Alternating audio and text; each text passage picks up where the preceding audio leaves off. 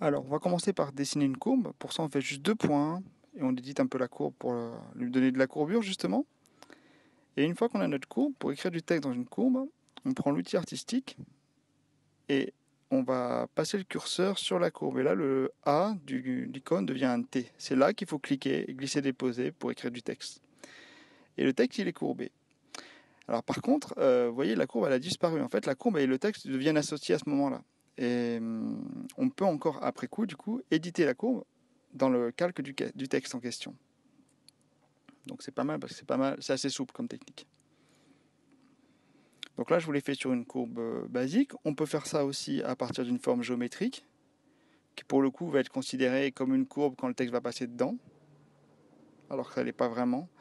Donc avec A, on passe, quand ça devient T, là c'est raté, je crois. Là, vous voyez, c'est raté.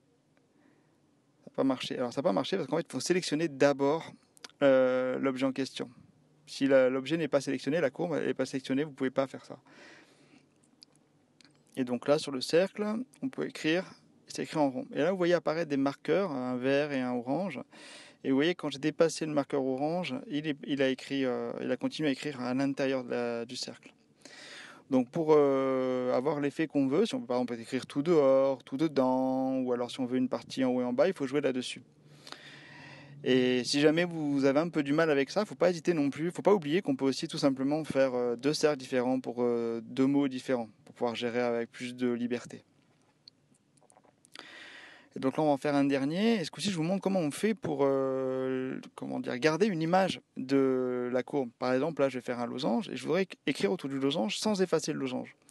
En fait, la technique, c'est tout bête. Il suffit de dupliquer le losange avant. C'est-à-dire qu'il y en a un qui va disparaître avec le texte et un qui sera là juste pour la déco. Donc là, je duplique le losange. Je mets mon texte sur le deuxième, du coup. Quand j'écris, il écrit autour du losange. Il a fait disparaître un, on le voit dans la fenêtre des calques à gauche. Mais visuellement, on a notre premier losange du départ qui nous permet d'avoir un visuel à la fois du losange et du texte qui est autour. Donc là, encore une fois, je vais jouer un petit peu avec les curseurs et la taille du texte pour avoir quelque chose qui s'affiche un peu mieux parce que là, le écrire autour, les mots sont un peu trop grands.